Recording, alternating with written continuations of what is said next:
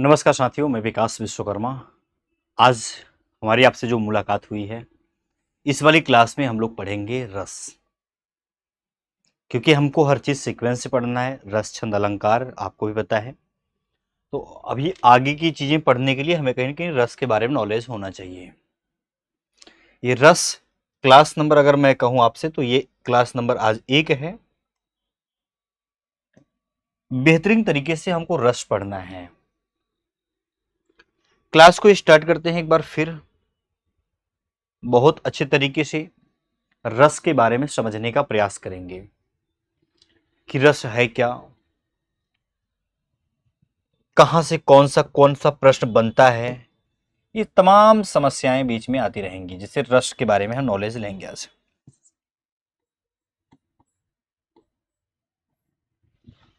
ठीक है। आज जो ये रस लिखा हुआ है, रस का एक्चुअली में अगर देखा जाए इसका शाब्दिक अर्थ क्या होता है, तो समस्याएं कई बार ऐसे हुई हैं। एग्जाम में पूछा गया था कि जो रस है, पहले ये मुझे बताओ, इसका परिभाषा से पहले मुझे ये बताओ कि अगर मैं कहूं शाब्दिक अर्थ क्या है, तब क्या होगा उत्तर। रस का जो शाब्दिक अर्थ होता है उसे हम क्या कहते हैं, तो उसे आप कहेंगे सर, जो शाब्दिक अर्थ होगा ना उसे हम आनंद कहते हैं।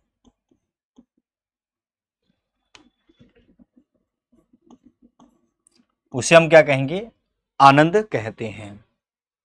आनंद का मतलब होता है उल्लास, खुशी, मजा। उसी को आनंद कहा जाता है। सवाल ये नहीं है, सवाल ये है कि उसका शाब्दिक अर्थ हो क्या होता है। तो ये आपके सामने लिखा हुआ है, ये पहला क्वेश्चन आपके एग्जाम में बन जाता है शाब्दिक अर्थ से। बात जब आगे की तरफ ऐसे ही बढ़ती चली गई तो कई प्रकार से कई समस्याएं निकल निकल के सामने आई। उनमें से एक समस्या ये आया कि इसका परिभाषा पूछा गया था। तो काव्य जो होता है ना, कोई भी अगर आप किसी काव्य को कहीं ना कहीं पढ़कर, कहीं ना कोई चीज को सुनकर, अगर कहीं चीज लिखने का भी प्रयास कर रहे हैं, उसमें भी आपको कहीं ना कहीं मजा आ रहा है, यानी कि आनंद आ रहा है, तो वो चीजें क्या है, सिंपल में रस कहलाएंगे। किसी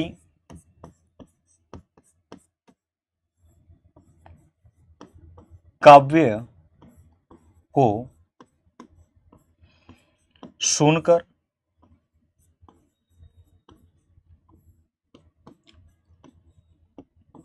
पढ़कर, सुनकर या पढ़कर, जिसमें पढ़कर सुनकर, जिससे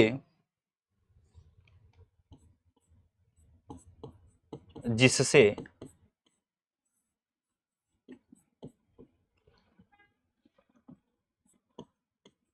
आनंद की अनुभूति होती है,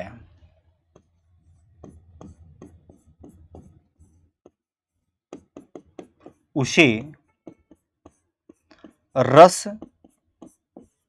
कहा जाता है। उसी को क्या कहते हैं, रस कहते हैं। उसी को क्या कहते हैं, रस कहते हैं, रस। अब वो किसी भी कंडीशन में कोई भी चीजें आ सकती हैं, किसी से कोई लेना देना है नहीं है। बस इतना बात पता है, किसी काव्य को सुनकर पढ़कर जिससे आनंद की अनुभूति होती है, उसे क्या कहेंगे, रस कहा जाता है। क्वेश्चन ये भी कुछ पूछा गया था कि जो रस है, तो को जो रस को काव्य की काव्य की आत्मा कहा जाता है।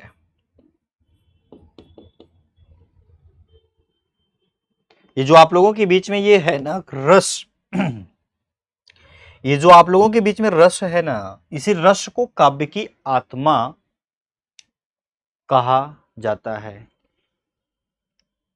अगर दिल में इच्छा है तो यहां पर आप लिख सकते हैं, आप ज्यादा मत काटिएगा अपने में। रस की आत्मा भी कहा जाता है। ठीक है, उम्मीद करता हूं ये लाइन स्पष्ट और साफ तक आप तक पहुंची होगी और बहुत बेसिक नॉलेज था। मैं अभी समझा रहा हूं, कोई बहुत बड़ा प्रश्न नहीं बता रहा हूं। एक क्वेश्चन आपके अपने एग्जाम में कहीं ना कहीं देखने को मिल गया था। क्वेश्चन क्या से निकल के आया कि साहित्य से मिलने वाली जो आनंदानुभूति होती है, मैं लिख देता हूं, साहित्य से मिलने वाली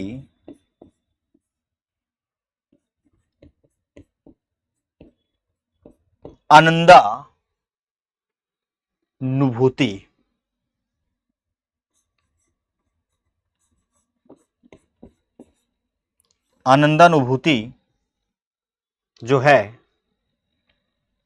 रस का अर्थ है। रस का अर्थ है, रस का अर्थ है, ये रस का अर्थ है। इस पॉइंट को बहुत गहराई से लेना, कोई ऐसी कोई मजबूरी नहीं है, बड़ा इंपॉर्टेंट क्वेश्चन है। यहां से प्रश्न बनता है, रस का अर्थ पूछा जाता है, रस का अर्थ क्या है। अगर पूछा जाए रस का अर्थ है तो आपको बताना है साहित्य से मिलने वाली आनंदानुभूति रस का अर्थ है। कोई दिक्कत, किसी चीज से रिलेट करके कोई परेशानी आई हो तो आप मुझे बता सकते हैं। एक क्वेश्चन बड़ा ही इंपॉर्टेंट आप लोगों के बीच में रखा जाता है कि इंपॉर्टेंट के तौर पर है, यहां पर लिखा है भरत और मुनि। भरत मुनि जी के अनुसार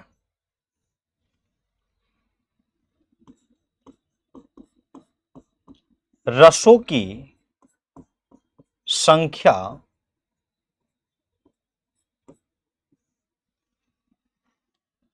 तो आपको बताना है 8।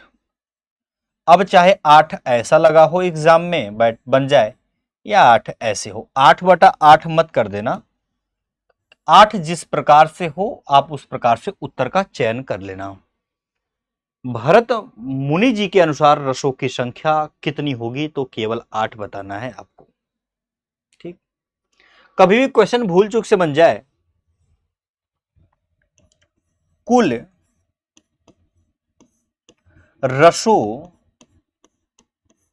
की संख्या, कुल रसों की संख्या अगर बन जाए, उसमें भरत मुनि जी का बात न किया जाए। अगर भरत मुनि जी का बात कर लिया तो भाई साहब हमें तो 8 ही उत्तर देना है, लेकिन कुल रसों की संख्या अगर पूछ लिया जाए तो आपको बताना है सर 9 होता है, 9 होता है। या हमने नहीं कहा, भरत मुनि जी अनुसार नहीं हुआ, ये कहीं ना कहीं आचार्य मम्मट के अनुसार हुआ। दो चीजें देखने को मिली, ये जो है अनुसार कहूं तो यहां पर आपको पता होना चाहिए आचार्य मम्मट, आचार्य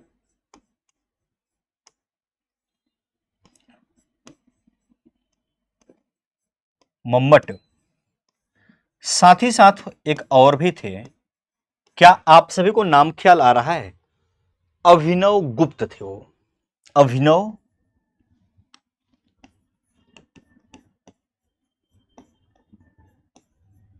गुप्त। अगर कभी भी पूछा जाए अभिनव गुप्त या आचार्य मम्मट के अनुसार रसों की संख्या कितनी होती है तो गलती मत करना, आप उत्तर देने में गलती भी जरा सा मत करना, आप बोल देना 9। या कुल रसों की संख्या पूछी जाए किसके अनुसार 9 है तो ये दोनों बाबू साहब थे। लेकिन जब बात आ जाए भरत मुनि जी के अनुसार रसों की संख्या कितनी होती है तो हमें 18 नहीं देना है, 8 उत्तर देना है जिस प्रकार से लिखा हुआ है।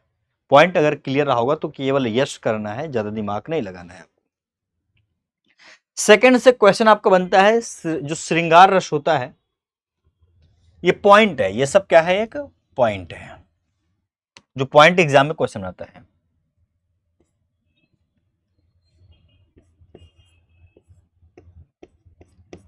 एक होता है श्रृंगार रस। जो ये श्रृंगार रस है, इस श्रृंगार रस को क्वेश्चन पूछाता है क्या क्या कहा जाता है। तो श्रृंगार रस को रसपति,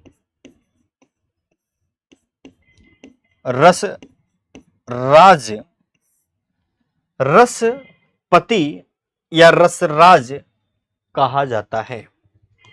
क्वेश्चन भी पूछा जाता है कि किस रस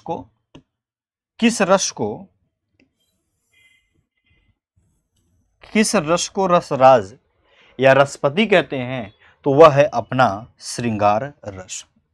श्रृंगार रस को रसपति या रसराज कहा जाता है।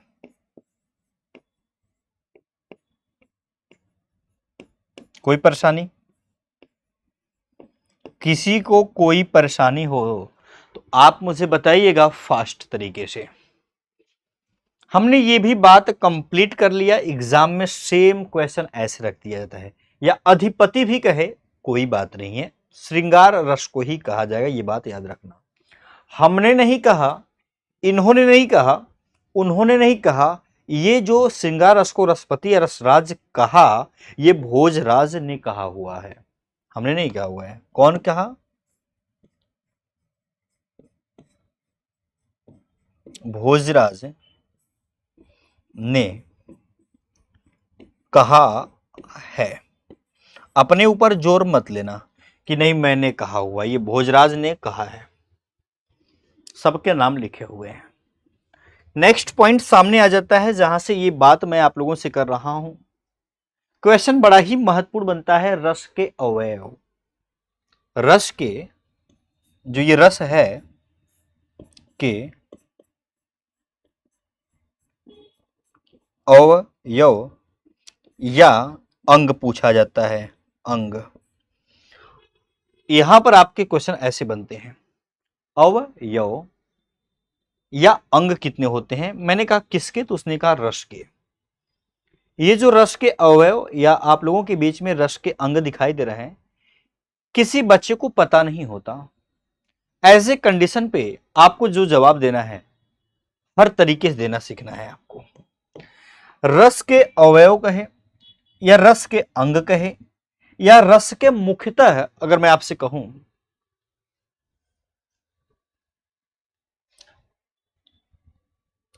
रस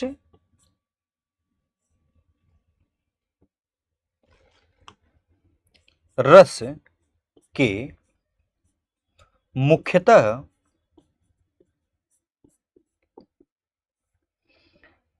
चार अंग या अवयव हैं। रस के अवयव जो हैं या अंग है, वो रस के मुख्यतः 4 ही अंग हैं। कोई परेशानी? आप बोलेंगे नहीं, अंग दे या अवयव दो, वो बस केवल 4 होते हैं। सवाल यह है कि सर ये चारों कौन कौन से होते हैं, यहां पर लिखने का प्रयास करता हूं।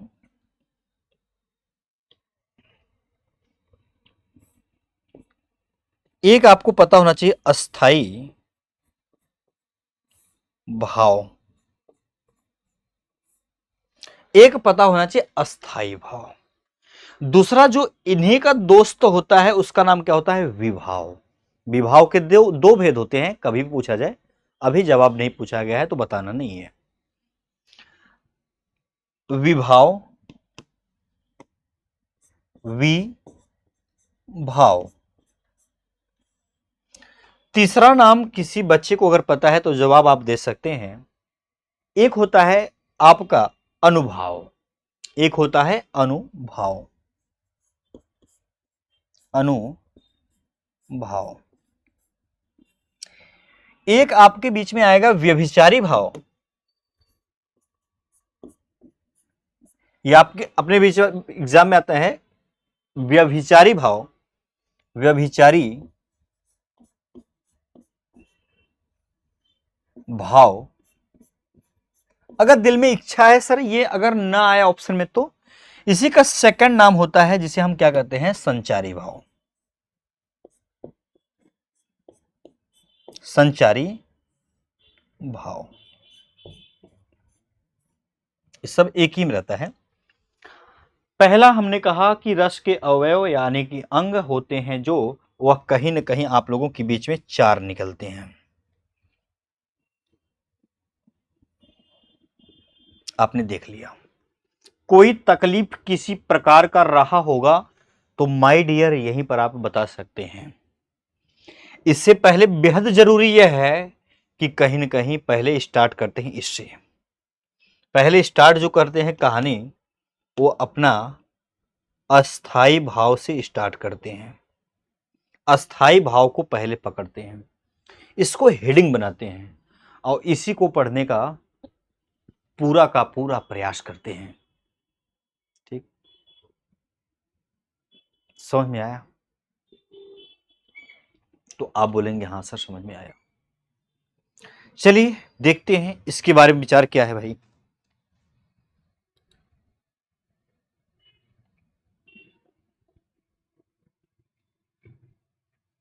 कमेंट सर नहीं दिख रहा है, कमेंट दिख रहा होगा।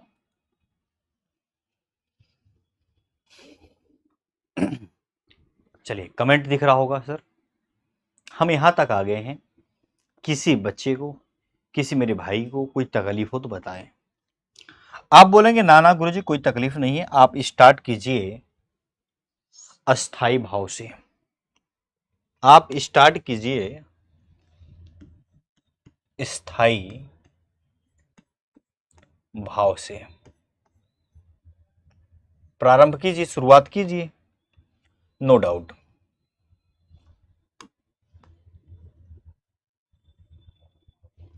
अस्थाई भाव से हम यहां पर स्टार्ट करते हैं। अस्थाई भाव होता क्या है? कुछ भी नहीं करना है, आपको पता होना चाहिए वह भाव जो काव्य को प्रारंभ से लेकर, मतलब शुरुआत से लेकर अंतिम तक यानी कि लास्ट तक बना रहता है, कंटिन्यू अस्थाई रूप से रहता है, उसी को कह देंगे। लिखना चाहते हैं तो लिख सकते हैं। आइए, वह भाव जो काव्य, पूरा का पूरा लिखते हुए चलना है, काव्य के प्रारंभ, के प्रारंभ मतलब शुरुआत, के प्रारंभ से, मतलब प्रारंभ का मतलब शुरुआत से अंत तक बना रहता है।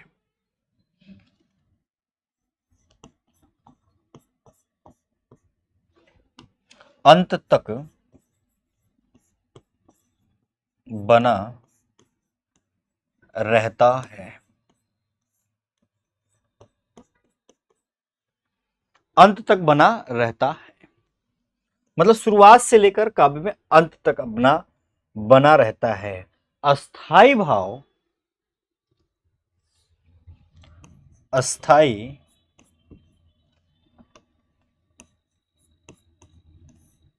भाव, जो ये आपको अस्थाई भाव दिखाई दे रहा है, अस्थाई भाव का अर्थ प्रधान।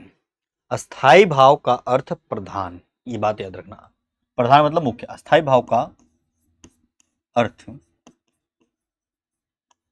प्रधान, प्रधान का मतलब ये ग्राम पंचायत वाला नहीं है, मतलब मुख्य रूप से, अथवा प्रमुख से है, अथवा अथवा प्रमुख से है, अथवा प्रमुख से है। कोई दिक्कत यहां पर? आपने बोला नहीं। वह भाव जो काव्य की शुरुआत यानी कि प्रारंभ से अंत तक बना रहता है, कोई बदलाव ही नहीं होता है, बना रहता है, कंटिन्यूटी बनाए रखता है। अस्थाई भाव का अर्थ प्रधान अथवा मुख्य से है और किसी से लेना देना नहीं है।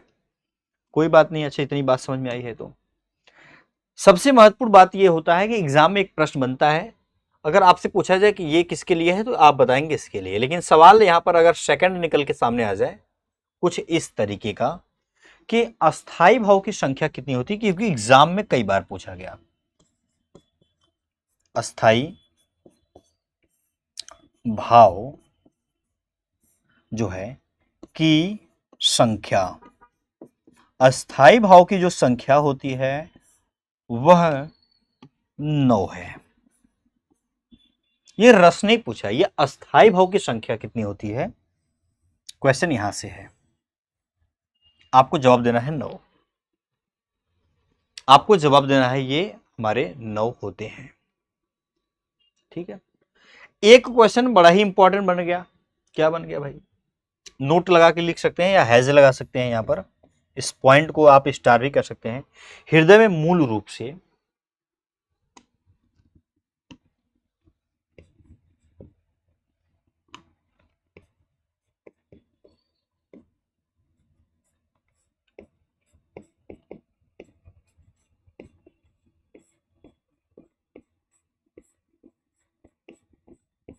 जो हृदय है, हृदय में मूल रूप से विद्यमान रहने वाले भाव, हृदय में मूल रूप से विद्यमान रहने वाले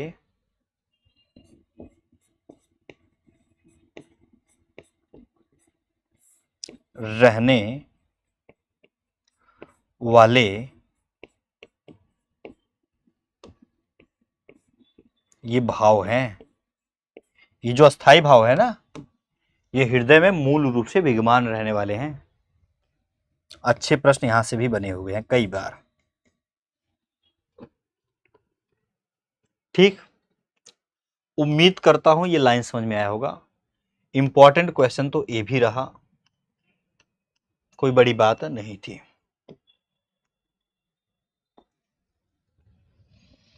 लेकिन सर आपने कहा है कि अस्थाई भाव की संख्याएं अगर ऐसे 9 लिखा जाए तब क्या कहेंगे? तो ऐसे हो या ऐसे हो, मतलब एक ही है। ठीक है, 9 कैसे भी लिखा हो कोई बड़ी बात नहीं है। सवाल है कि 9 कौन कौन से हैं। सवाल ये भी है कि 9 कौन कौन से हैं। जो 9 हैं वो आपके कुछ इस तरीके से देखने को मिलेगा, जैसे कि मैं आपको दिखाना चाहता हूं। कैसे? सीक्वेंस से। श्रृंगार रस, श्रृंगार रस पहले लिख सकते हैं, हास्य रस लिख सकते हैं। यहीं पर अगर मैं कहूं कि रौद्र रस, तो ये रौद्र होता है, रौद्र रस होता है। और करुण वीर भी होता है, करुण रस भी होता है, करुण रस भी होता है, वीर रस भी होता है, वीर रस भी होता है। अद्भुत विस्मय दोनों होते हैं, अद्भुत विस्मय दोनों होते हैं। अद्भुत और विस्मय दोनों होते हैं। और जब अद्भुत आएगा तो जाहिर सी बात है विस्मय आएगा। लेकिन ऐसे नहीं चलेगा। आप सोचेंगे नहीं, विस्मय, विस्मय जो होता है वो अद्भुत का अस्थाई भाव होता है, ये रस की संख्या के अंतर्गत नहीं आएगा। कई बच्चों को कंफ्यूजन होता है, इसलिए मैं इसको हटाऊंगा। अद्भुत रस के बाद विभत्स आता है, विभत्स, विभत्स, विभत्स होता है, ये विभत्स से आता है। भयानक आता है, शांत आता है, भयानक आता है और शांत रस आता है लास्ट में। इसको काउंट करने के बाद क्या 9 है कि 12 है? 1 2 3 4 5 6 7 8 9। पूछा जाए 9वां रस कौन सा है, पूछा जाए 9वां रस कौन सा है, तो वो शांत रस है, अंतिम में है। लिख लिया वो सभी चीजें जो आपको यहां पर परेशान करते हैं। लेकिन यहां पर सवाल यह है कि जो श्रृंगार रस है ना, श्रृंगार रस, यहां से महत्वपूर्ण क्वेश्चन है। श्रृंगार रस अपने आप में 2 प्रकार का निकलता है।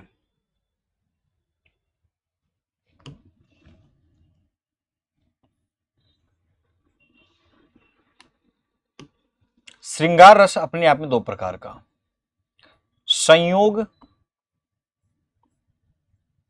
मतलब मिलन, वियोग मतलब बिछुड़न। तो ये वियोग भी होता है, संयोग भी होता है, कोई दिक्कत नहीं। संयोग कहां पर हो सकता है, वियोग कहां पर हो सकता है, ये हमारे और आपके बीच में नहीं है। सिंपल सी बात है, नायक रहा होगा,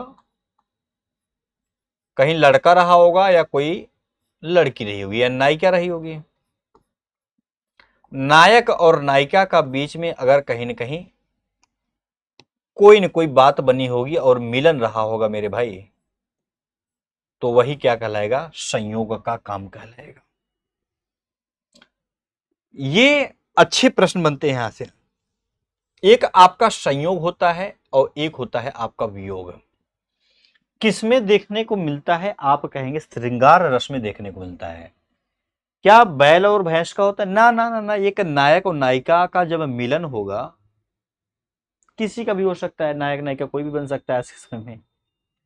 और जब इनका हमारे बीच में, इनके बीच में मिलन होता है, मेरे बीच में नहीं, इनके बीच में जो मिलन होता है, इन्हें कहते हैं, ठीक है भाई। इनका सर्वप्रथम यानी कि पहला नाम देते हैं यहां पर, ये नंबर 1 का है। श्रृंगार रस जो आप लोगों के बीच में दिखाई दे रहा है, ये जो श्रृंगार रस आपको दिखाई दे रहा है, इसका अस्थाई भाव पूछा जाता है। इसका क्या पूछाता है, अस्थाई भाव, कि अस्थाई, जो अस्थाई भाव है वो क्या होगा, श्रृंगार रस का अस्थाई भाव क्या होगा। बड़ा ही इंपॉर्टेंट क्वेश्चन बनता है, तो आपको बताना है। रति होता है, रति का मतलब ही है मोहब्बत, प्रेम से। अगर ऑप्शन में दे तो प्रेम दे देगा ऑप्शन में, ठीक है। श्रृंगार रस दो प्रकार से निकल के आया, एक तो संयोग, एक तो वियोग। मतलब संयोग का मतलब मिलन, वियोग का मतलब बिछुड़न। ये बिछुड़न और मिलन होता किसके बीच में है, नायक और नायिका के बीच में होता है। अस्थाई भाव क्या होता है, मैंने कहा किसका, आपने कहा सर अस्थाई भाव किसका होता है, मैंने कहा श्रृंगार रस का अस्थाई भाव। तो ये अस्थाई भाव जो लास्ट में लिखा है वो रति और प्रेम लिखा है, ये इसका है। बड़ी अच्छी बात है, क्वेश्चन बड़ा ही इंपॉर्टेंट बनता है हास्य से भी। इसका अस्थाई भाव क्या होता है, तो हास्य का अस्थाई भाव केवल हास्य ही होता है। हास्य का, अच्छा हास्य लिखा हुआ है ना, हास्य होता है, हास्य। रौद के लिए क्या होता है, क्रोध होता है। रोध के लिए क्या होता है, क्रोध होता है। करुण का अस्थाई भाव क्या होता है, शोक होता है, शोक। क्या होता है, शोक। यह अस्थाई भाव लिखते चलेंगे। वीर का क्या होता है, उत्साह होता है। बड़ी अच्छी बात है। अद्भुत का क्या होता है, अभी मैं बताया था विस्मय होता है, अब वो विस्मय यहां पर आ गया। अब विभत्स और विस्मय में आप लोगों को कंफ्यूजन रहता है, तो विस्मय जो होता है ऐसे नहीं लिखा था, विस्मय ऐसे होता है। अच्छा विस्मय अगर ऑप्शन में ना दे तो क्या देगा, विस्मय का मतलब होता है आश्चर्य, तो आश्चर्य दे देगा ऑप्शन में, आश्चर्य देगा। पूछा जाए विभत्स का क्या होता है अस्थाई भाव, विभत्स का अस्थाई भाव क्या होता है, इसका होता है जुगुप्सा, जुगुप्सा। जुगुप्सा का मतलब क्या होता है, घृणा होता है, ऑप्शन में दोनों आ सकता है। भयानक का क्या होता है अस्थाई भाव, तो आप बोलेंगे सर भयानक का होता है भय। शांत का स्थायी भाव आपको बताना है सर निर्वेद।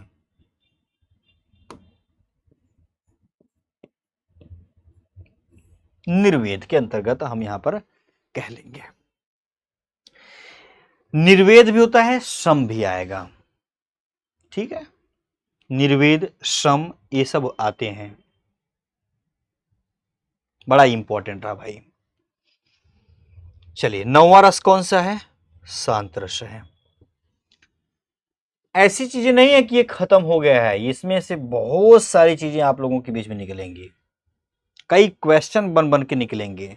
जैसे अगर मैं आपसे यहाँ उत्साह से क्वेश्चन बनाना चालू करूँ ना, तो यहाँ से भी क्वेश्चन बहुत पुट किए गए हैं, रखे गए हैं एग्जाम में, उत्साह वाले पर भी। ऐसा नहीं है कि क्वेश्चन बनता ही नहीं है, क्वेश्चन बनता है। एक बार इंपॉर्टेंट करेंगे, इंपॉर्टेंट करेंगे।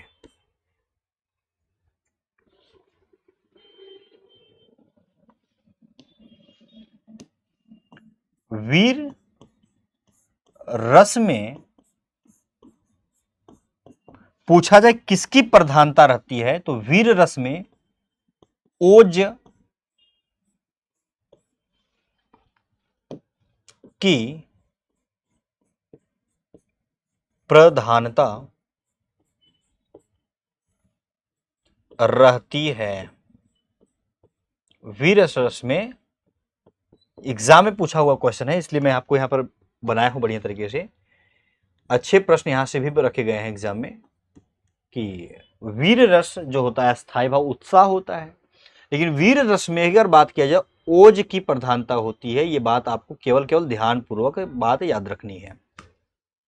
सवाल यह है कि यहां पर सर अद्भुत लिखा हुआ है, तो एक बात ध्यान से देखना, अद्भुत जो है, अद्भुत रस जो है, ये एक अद्भुत रस ही तो है। अद्भुत रस के देवता अगर पूछा जाए,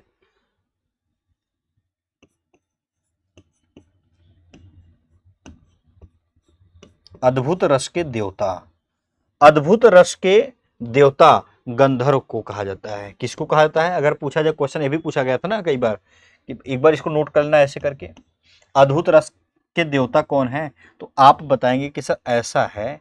मैं अब क्लियर कर देता हूं, गंधर्व है, गंधर्व।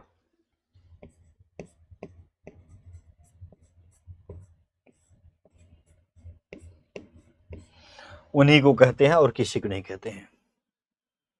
कोई परेशानी यहां पर, किसी में संबंधित, किसी में कोई प्रकार का डाउट तो नहीं रहा होगा। एक भयानक रस है, एक शांत रस है। पूछा जाए नौवां रस कौन सा है, तो शांत रस है। लेकिन इसी शांत रस में, अगर इसी नौवां रस हम शांत रस कहते हैं, पूछा जाए नौवां रस कौन सा है, तो ये शांत है। लेकिन पूछा जाए 10वां रस, यानी कि अगर मैं 9वें रस में एक रस को और जोड़ दूं, वात्सल्य को जोड़ दूं, वात्सल्य को जोड़ दूं, कभी क्वेश्चन बन जाए आपसे कि 9वां रस कौन सा है, तो आपने कहा शांत रस है। लेकिन 9वें रस में आपसे क्वेश्चन बन जाए कि 9वें रस में एक वात्सल्य को जोड़ दिया जाए तो कितने रस हो जाएंगे, तो मैंने कहा एक जोड़ दो मेरे भाई, तो 10 हो जाएंगे। तो पूछा जाए 10वां रस कौन सा है, तो वह वात्सल्य होता है। 10वां रस कौन सा होता है, वो वात्सल्य होता है। वात्सल्य का स्थायी भाव फिर क्या होगा माय डियर, कुछ भी नहीं करना है, इसे वत्सल कहना है। वत्सल्य का नाम इसको दे देना है, वत्सल कह देना है, और कुछ भी नहीं। कभी पूछा जाए खोज किसने किया था,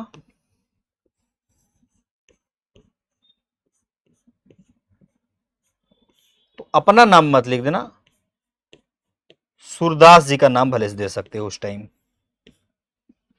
ये आप यहां पर कर सकते हैं, यहां पर आप ये बातें कर सकते हैं, कोई दिक्कत। पूछा जाए 11वां रस कौन सा है, 11वां रस कौन सा है, तो वह होता है भक्ति। भक्ति 11वां रस है। अस्थाई भाव क्या होता है भक्ति का, अगर ऑप्शन में अनुराग है तो ठीक है, अगर नहीं है तो भक्ति ही का भक्ति ही होता है। अगर अनुराग है तो ठीक है, नहीं तो भक्ति ही रहेगा ऑप्शन में। कोई परेशानी किसी को, किसी प्रकार का कोई डाउट इससे संबंधित, एक भी कहीं कोई दिक्कत रहा होगा तो बता सकते हैं। मैंने जो आपसे कहा हुआ है बस उतनी बात याद रखना है। 9वें रस शांत रस में एक रस जोड़ने पर वह 10 हो जाएगा। लेकिन पूछा जो कौन सा आपने जोड़ा, तो आपको बताना है वत्सल को जोड़ा है मैंने। पूछी 11वां रस कौन सा है, आपको बताना है सर वो भक्ति है। भक्ति का क्या होता है, भक्ति ही होता है स्थायी भाव। अगर ऑप्शन नहीं दिया है तो भक्ति लगा देना या अनुराग लगा देना। यहाँ से मैंने ये सभी चीजें आप लोगों के बीच में कवर कर लिया। किसी प्रकार का किसी में कोई डाउट रहा हो तो आप अभी भी पूछ सकते हैं, आपके पास भरपूर चांस है। ठीक, मजा आता है भाई रस पढ़ने में, ये वो रस है। तो एग्जाम में पूछा जाता है कि अस्थाई भाव जो ये हृदय में मूल रूप से विद्यमान रहते हैं वही अपना अस्थाई भाव। अस्थाई भाव की संख्या 9 होती है। 9 कौन कौन से है, ये सीक्वेंस में लिखा हुआ है आपके सामने। आप बोलेंगे नहीं लिखा है तो इसको 8 बना लीजिए, इसको 7 बना लीजिए, और यहाँ पर 6 करते हुए 5 करते हुए उल्टा चढ़ जाइए ऊपर।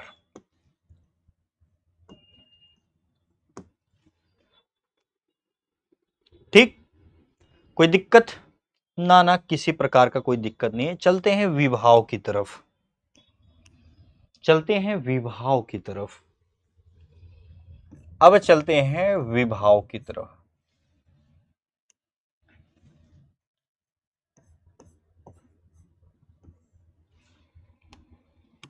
अब चलते हैं विभाव की तरफ। विभाव क्या है, अस्थाई भाव। जो अभी अस्थाई भाव था ना, अस्थाई भाव को ही जागृत मतलब जगाने का काम जो करे। विभाव क्या होता है, अस्थाई भाव को जागृत करने वाला जो होता है। तो आप सिंपल में कह सकते हैं अस्थाई भाव को जागृत करने वाला भाव ही क्या कहलाएगा, विभाव। स्थाई भाव बड़ा इंपॉर्टेंट है, को जागृत मतलब अस्थाई भाव तो अभी खा पी के बैठा रहता है। अस्थाई भाव को मतलब सिंपल में रहता है, हृदय में रहता है। उसे कोई जगाने वाला अगर आ जाए कि ना भैया चल लड़ाई कर, अब वो उठेगा, चलो कहां चलना है। वो शांत रहता है। अस्थाई भाव जो होता है एकदम अस्थाई रहता है। लेकिन अस्थाई भाव को जागृत करने वाला भाव,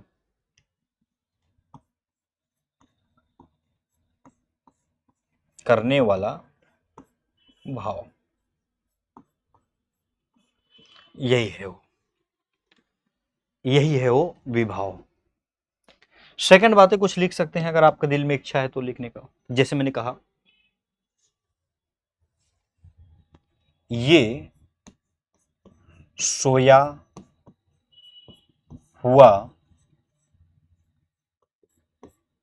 रहता है, खाना पीना खा के सोया हुआ रहता है। ठीक है, सोया हुआ रहता है। सहारा पाने पर जग जाता है, सहारा पाने पर जग, जग का मतलब जागृत, जग जाता है। देसी भाषा में बताऊं, सोया रहता है। कोई कहे ओए चलो आज पिटाई करने, चलो चलो चलो, तब जगेगा। उसके पहले उसको दुनिया में क्या है किसी से कोई लेना देना नहीं मेरे भाई। आराम करता है दिन भर वो, बस सहारा पाने पर जग जाता है। लेकिन अस्थाई भाव जो आपको दिखाई दे रहा हो, ये जो दिखाई दे रहा है 2 प्रकार का भी होता है। एग्जाम में पूछा जाता है कितने प्रकार का, तो 2 प्रकार का होता है। 2 प्रकार का है। अस्थाई भाव कितने प्रकार का है, 2 प्रकार का है। सवाल यह है कि कौन कौन सा, लिखता हूं आप लोगों के बीच में।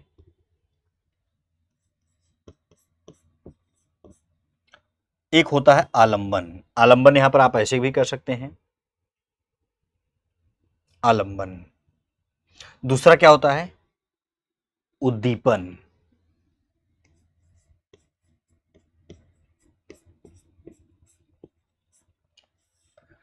आलंबन और दूसरा उद्दीपन होता है। सवाल यह है कि जो आलंबन है, जो आलंबन है ये कितने पार्ट में टूटा हुआ है? तो आपको बताना है सर ये 2 पार्ट में टूटा हुआ है। कितने पार्ट में? 2 पार्ट में। कौन कौन सा है दोनों पार्ट? आप बोलेंगे कि सर एक आश्रय होता है, एक विषय होता है। एक आश्रय का काम करता है, कहीं ना कहीं एक विषय का काम करता है। समझ पा रहे होंगे कुछ बातें? ये आलंबन और उद्दीपन, ये 2 होते हैं विभाव के भेद होते हैं। विभाव क्या है? अस्थाई भाव को जागृत करने का काम करता है। ये सोया हुआ रहता है, सहारा पाने पर जग जाता है। कौन? यही अपना है। आश्रय और यहां पर दिया है ये। समझ पा रहे हैं? लेकिन सवाल यह है कि आश्रय का मतलब क्या होता है? तो आप कह सकते हैं सर जिसके हृदय में उत्पन्न हो। जिसके हृदय में,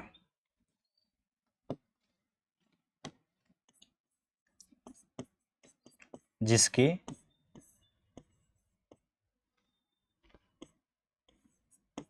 हृदय में उत्पन्न हो। जिसके हृदय में उत्पन्न हो। हृदय का मतलब क्या है? मन। जिसके हृदय या मन में उत्पन्न हो कोई भी चीज, वह आश्रय कहलाएगा। जिसके भी मन में हो जाए, कोई वो नहीं है जिसके मन या हृदय में उत्पन्न हो। अब वह चाहे आप लोगों के बीच में कोई भी हो। विषय क्या होता है? जिसे देखकर उत्पन्न हो। जिसे देख कर उत्पन्न हो। ठीक है मेरे दोस्त भाई, समझ गया भाई? तो आप बोलेंगे हां सर, आश्रय विषय होते हैं आलंबन के भेद। आश्रय का मीन्स क्या होता है? जिसके मन या हृदय में उत्पन्न हो। और विषय क्या होता है? जिसे देख कर उत्पन्न हो। लेकिन सवाल यह है कि आप शायद बात समझ नहीं पा रहे होंगे। तो एक आप लोगों के बीच में ये आ गए हैं मंटू के पापा भैया, और उनकी माताजी इधर है।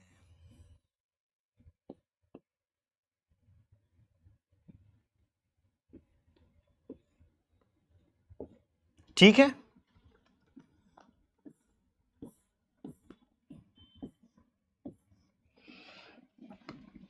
अब इन्हीं को आप अगर आप अपनी भाषा में कहना चाहते हैं तो आप इनको नायक कह सकते हैं, नायिका कह सकते हैं,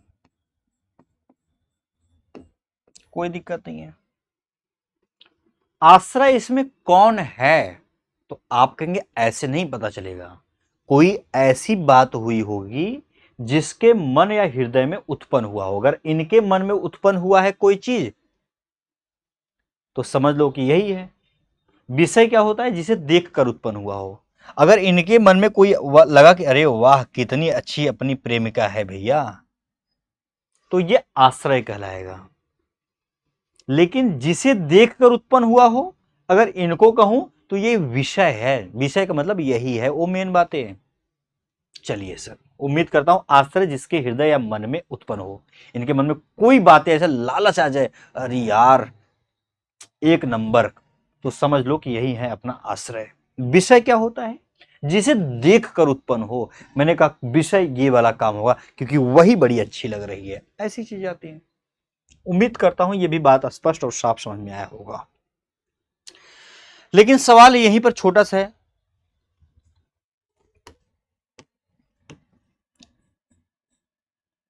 रामू राधा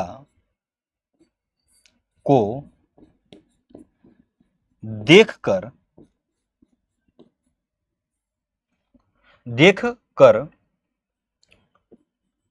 खुश हुआ।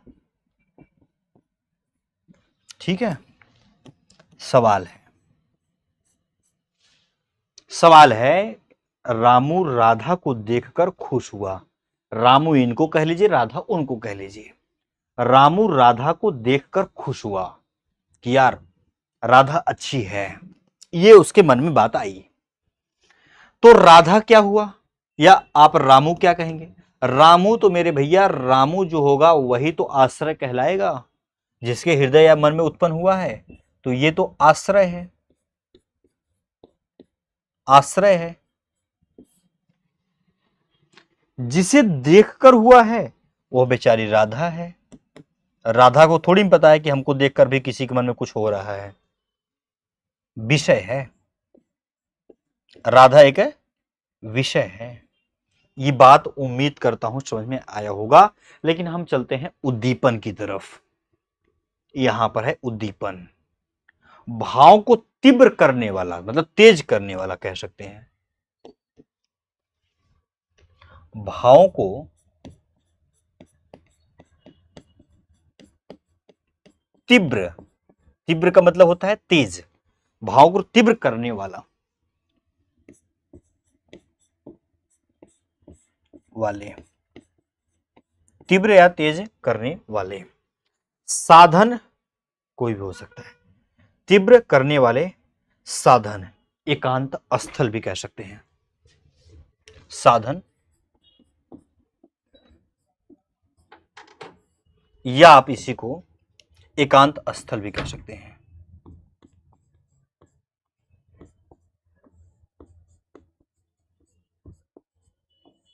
ठीक है, कोई जगह हो सकता है, कोई स्थान हो सकता है, वह उद्दीपन का काम करेगा। भाव के तीव्र करने वाले साधन।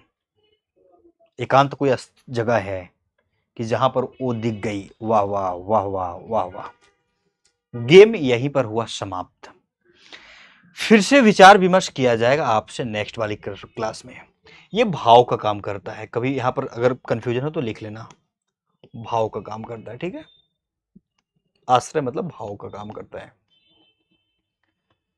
हमने आज पढ़ा क्या उसके बारे में नॉलेज ले लेते हैं कि रस पढ़ रहे थे। रस की आज पहली क्लास थी, रस की आज पहली क्लास थी।